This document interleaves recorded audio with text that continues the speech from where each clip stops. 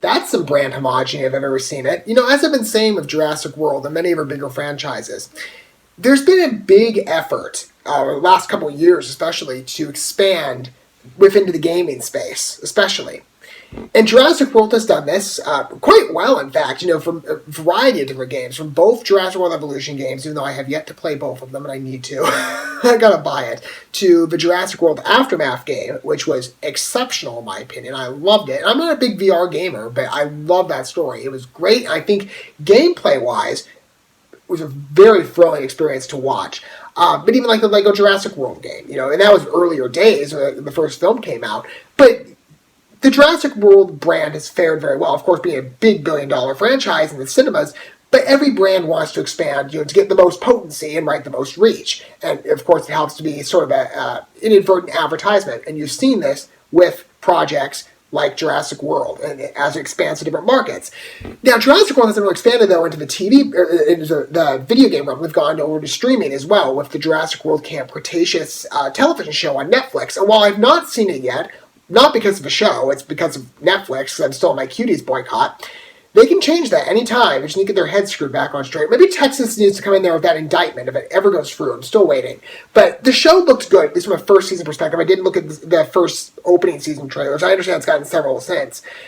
But now you're seeing some homogeny between the different sub-brands within the Jurassic World umbrella. You've had that with, of course, Jurassic World, that's inspired, of course, the Jurassic World Evolution game. And now you have Jurassic World Camp Cretaceous coming into the gaming space. So, again, there's some connection. And I think it's a good, I think it's a good extension. I mean, you've seen other projects like this that might have, again, incorporated different facets of major brands outside of major film releases into their DLC packs, or whatever you want to call it, just like supplemental content.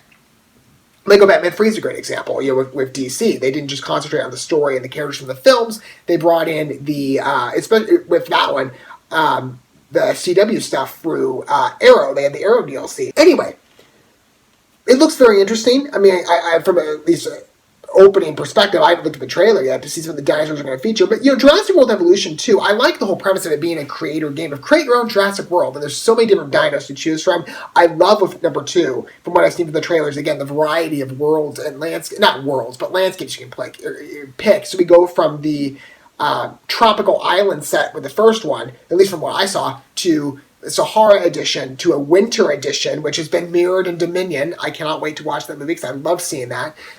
I wonder if that's why. Let's go ahead and consider, what would the dinosaurs look like, in the real world in the snow? I don't know. I mean, it looked good from the film, and it looked good from the first couple trailers for Jurassic World Evolution 2. So let's see how the Camp Cretaceous dinosaurs come into this, and what dinosaurs are we featuring here. Here we go.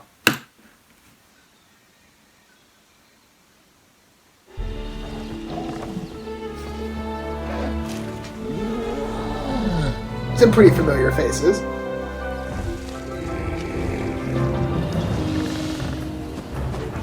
But these ones must all be notable to the show, I'm assuming. Is that the Indominus?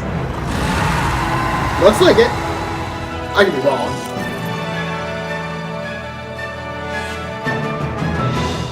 It's weird that they don't list off the dinosaurs. Some of the other past promos have done that. It's kind of off-putting. You know what I mean? It would help me as a viewer, because I'm not a biologist, I'm not an archaeologist, so I don't know, what dinosaur is which. I remember from all the movies, I know what a T-Rex is, I know what a pterodactyl is, I know what a triceratops is. I don't know all the other ones, though. So it would have been kind of cool to mention something, but some of you watch a TV show, I'm sure, are like, hey, I know that one. I'm pretty familiar with the Indominus Rex. I think that's what it is. I mean, the Indominus Rex, it was on the show, at least from what I remember.